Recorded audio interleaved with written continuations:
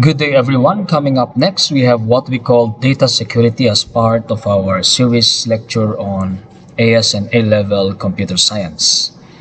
Before I begin with our discussion, let me check if I have a lot of threads in my system. That is also leading to our discussion about data security. Oops, I can see here there's a lot of threats that has been discovered and a lot of severe threats that was quarantined by my Windows security.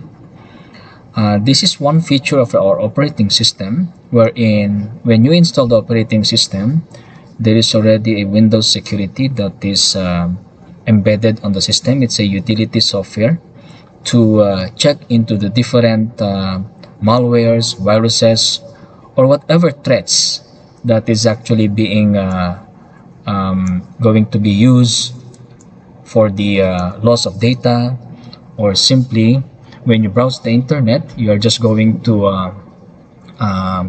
download some threats maybe that is actually very dangerous to our not only to the operating system but definitely also to the data that is actually being stored in our computer systems. So I think this would give an attention to me. So many are severe, but I think because of my antivirus that was being constantly updated, so it was quarantined already, and it prevented it from further damaging my operating system and leading also to the data that has been stored in my computer system. Now, when we talk about data security, this is a very important aspect of any devices or any data that we are actually storing in our computer system. In this series, my key discussions here are we are going to discuss about the terms what is this security, privacy, and integrity. We are going to talk about data security, data privacy, and of course data integrity. And have a look on this. What are the security measures? So I just mentioned a while ago.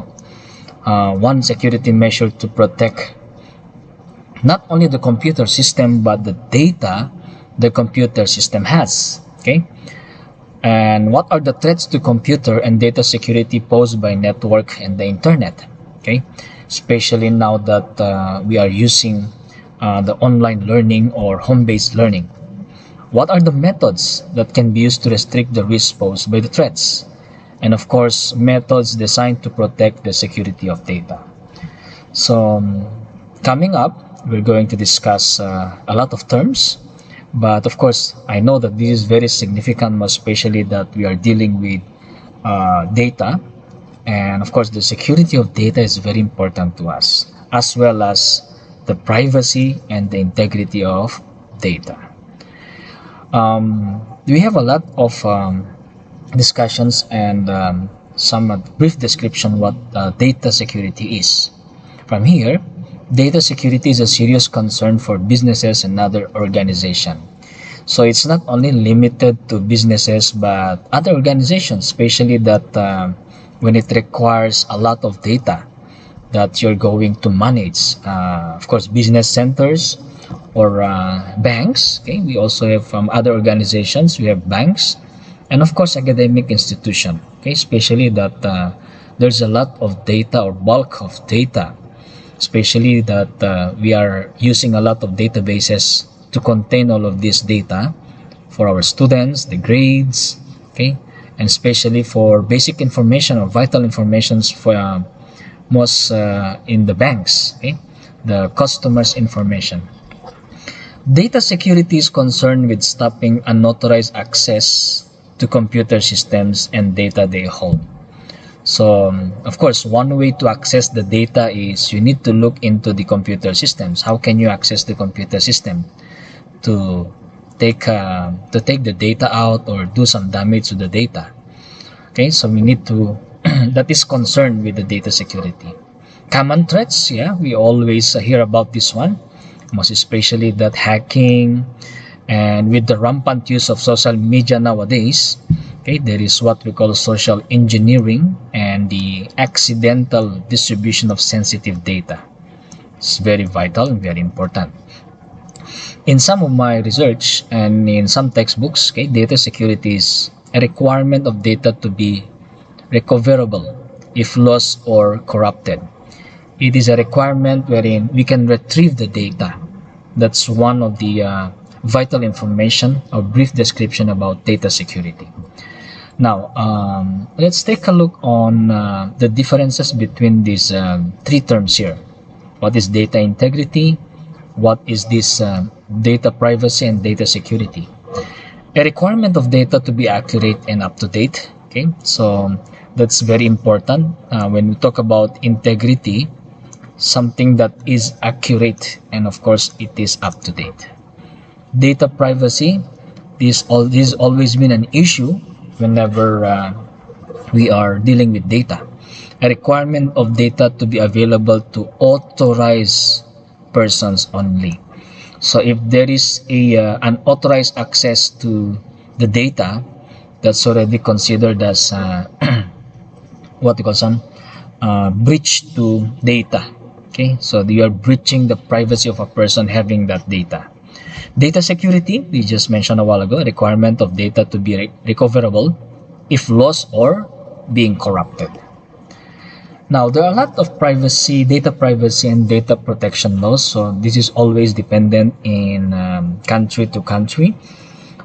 Just like, for example, here in Indonesia, whenever you are, we are going to surf the internet or browse the internet and you accidentally browse some not a website that is definitely considered as against the law of Indonesia, of course that is actually being protected. Yeah, so when you browse this should I say not quite good website, and of course you know what I mean, that is always being blocked by the Indonesian government or what you call this one. We have definitely the ICT department or the Ministry of Communication, Internet and Communications. Okay, data stored about a person or organization must remain private, and of course unauthorized access to the data must be prevented. Okay, data privacy is required. Take for example the customer information in the bank.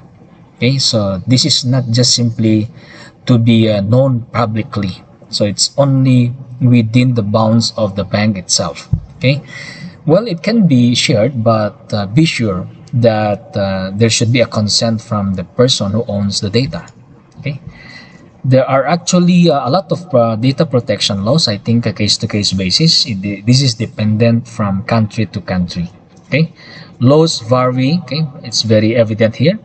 Laws or data protection laws vary from country to country, but all follow the same 8 guiding principles. What is these 8 guiding principles, which is very important? So number 1 here, as you can see, data must be fairly and lawfully processed. Data can only be processed for the stated purpose. Yes, definitely. Data must be adequate, relevant, and not excessive. Data must be accurate. Okay, and data must not be kept longer than necessary. Data must be processed in accordance with the data subject rights. Data must be kept secure. So everything is there. Yeah, when we talk about data privacy, data accuracy or data integrity and data security, data must not be transferred to another countries unless that country has an adequate protection. So all of these 8 guiding principles, I believe, yeah, every country is also following these data protection laws. Now, let's take a look on how to prevent data loss and restricting data access. There's been a lot of methods that we can use to prevent data from being lost or from being accidentally being corrupted or lost. Okay, data security, so we need to secure our data. So from here, data security refers to the methods used to prevent unauthorized access to data, as well as to the data recovery methods if it is lost. How are we going to recover the data whenever there is an accidental loss? or the data was corrupted. Number one here, we have what we call user accounts. Okay, I think everyone has in our computer or in our computer systems, we are actually creating our own accounts.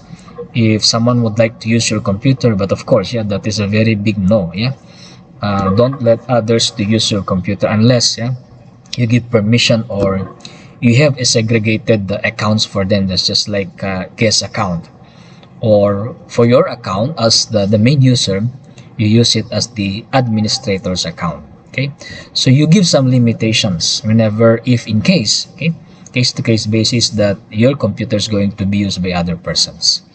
User accounts, okay, are used to authenticate a user, prove that a user is who they say they are, meaning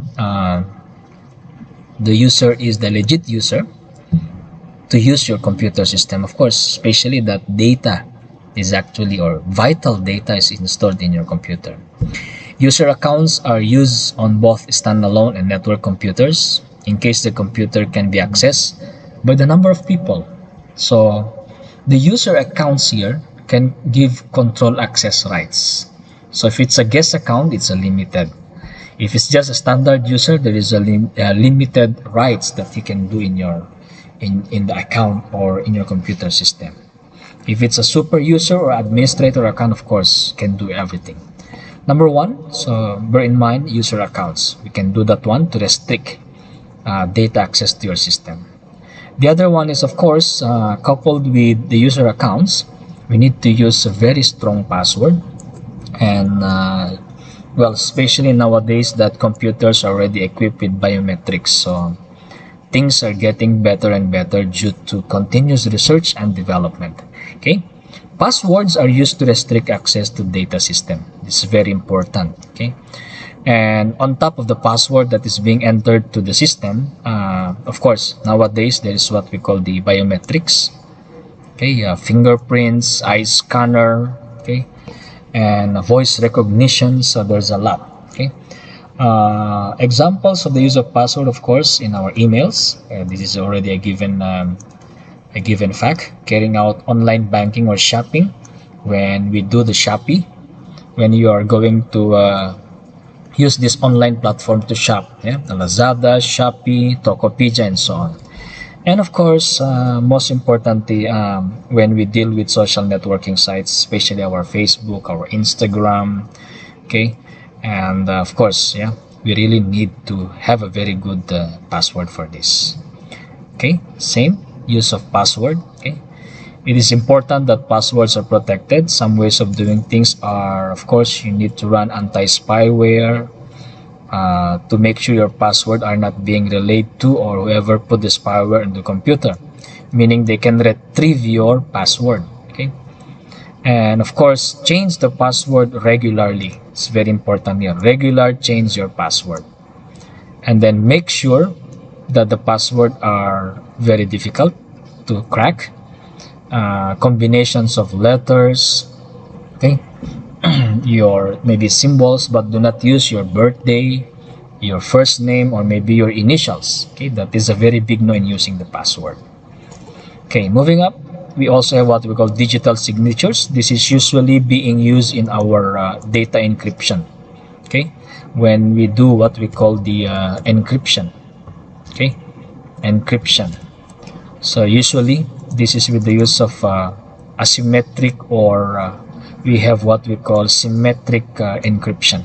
Okay, these are validating the authenticity of digital documents and identifying the server. So from the word alone, digital signatures, it's one way to check whether the person who is sending is a legitimate user. Okay, so that's considered as one restriction to restrict data access.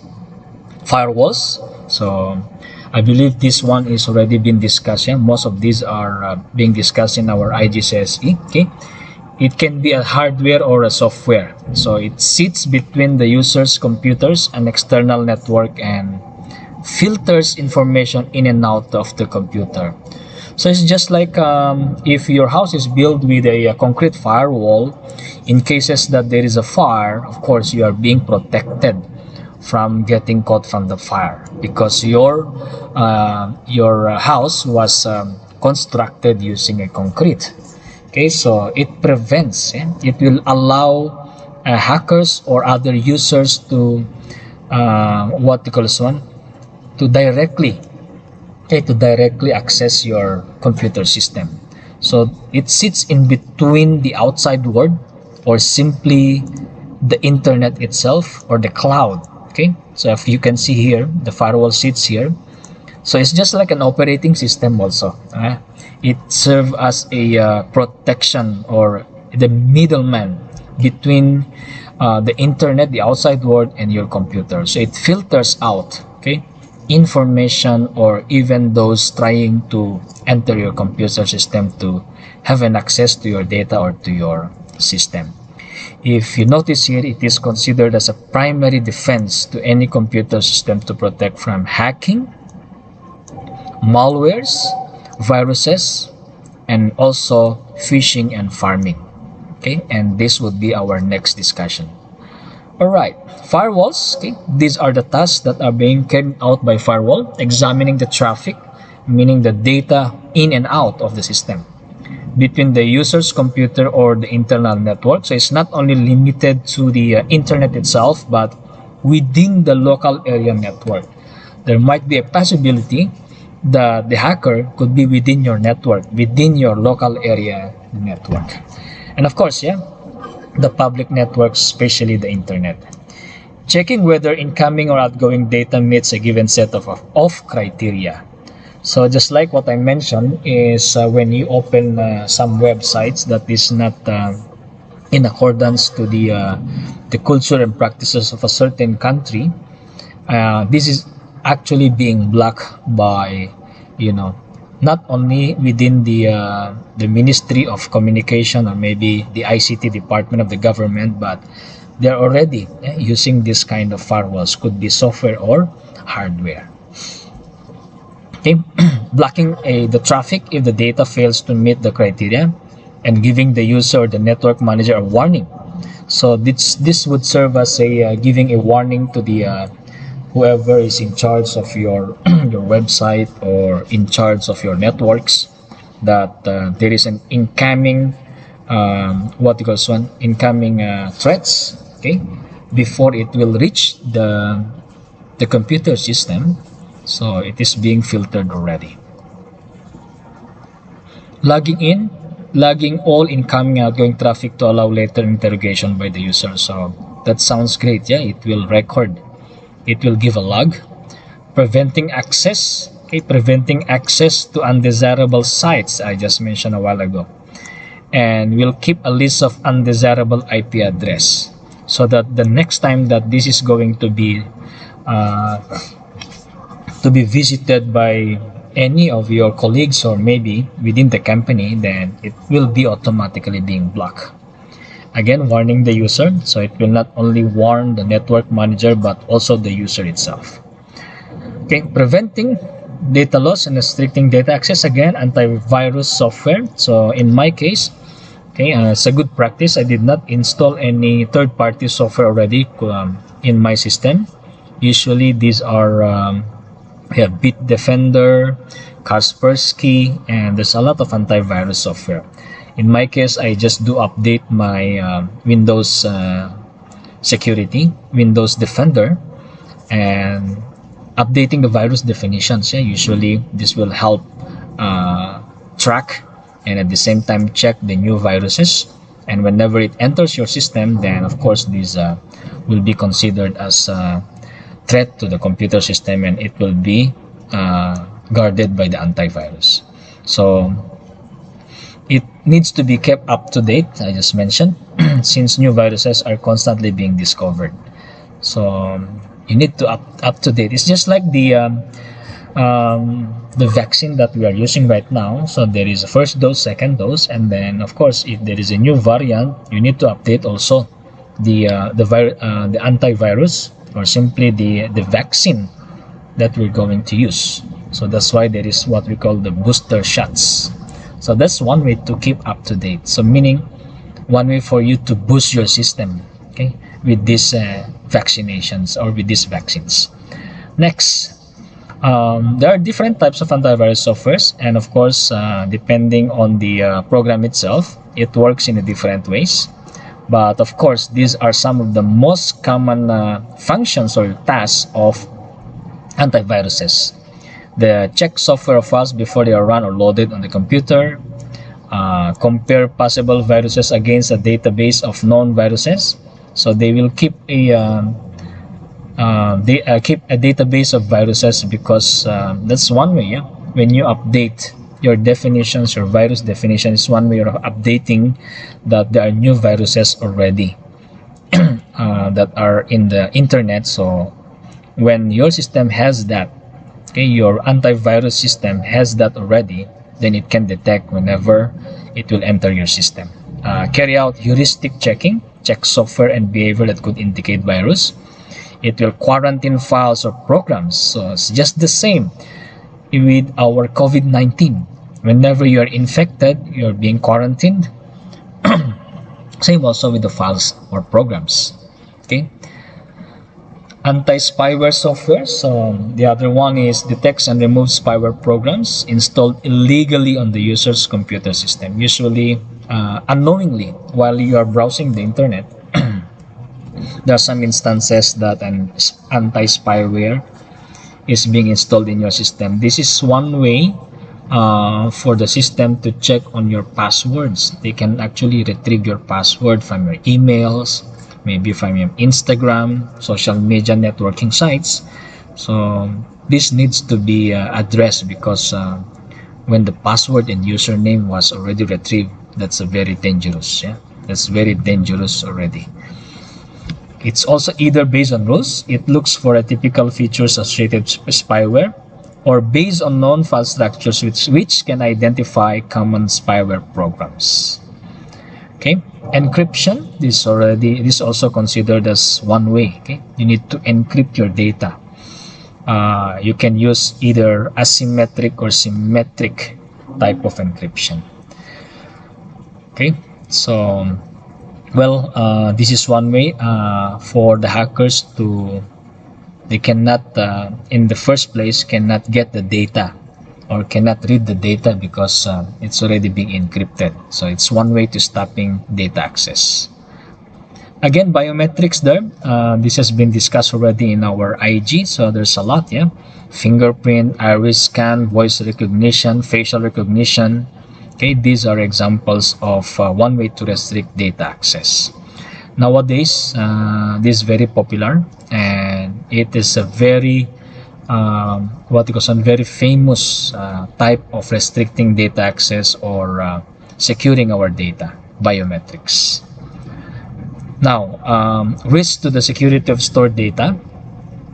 When a data is already being stored, and granting that we already have what we call antiviruses, and we implemented a lot of security measures, but of course, yeah, we cannot do away with some risk that might be encountered by our computer system, especially on the data.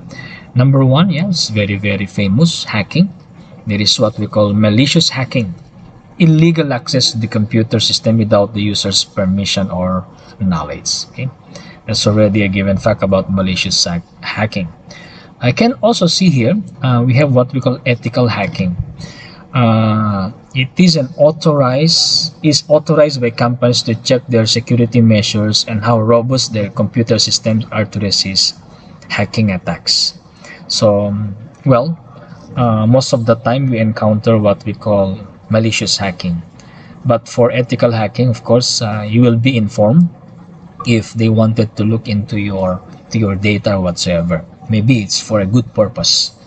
It is legal, and it is done with company's permission. So legal, and it is done with the company's permission. Okay, with a fee paid to the ethical hacker. Wow, sounds great, yeah? Ethical hacker. Malwares, I also mentioned this one. These are the risks to the stored data, and one of the biggest risks to the integrity and security of computer system. And the most common malware is we have the viruses. Okay, These are programs or program code that can replicate and copy themselves with the intention of deleting or corrupting files or even causing the computer to malfunction. Most of the time, when your computer system is attacked by a very known virus, especially the Trojan virus, okay, you might have a remedy to install a third-party antivirus, or okay, worst case scenario, you're going to what you call this one, reinstall the operating system in your computer system. Okay, that's actually very difficult to do, especially that if you already have a lot of stored data in your system. Others, we have worms. So these are just malwares. Okay, a type of standalone virus that can replicate themselves with the intention of spreading to the other computers and use networks to search out computers with weak security. So worms, yeah. So these are they will continue to spread, okay, as they are being replicated. Another one is logic bombs. So there is a code embedded in a computer program. So when there are conditions met on a specific date from the word on logic bombs, of course, bombs can be triggered in with a specific time or date when they can be activated to carry out their task of deleting files or sending data to the hacker. And of course, the very famous Trojan horse. Okay. These are malicious programs often disguised as legitimate softwares. Of course, the movie Troy. Okay, if you watch the movie Troy, they make use of a Trojan horse that would disguise as a statue or a gift. But inside the Trojan horse, there are already military men there ready for attacking Troy. So that's actually one of the reason why it's considered as Trojan horses. They are disguising, but okay, a legitimate software, but actually they are damaging to the computer systems and eventually to the data.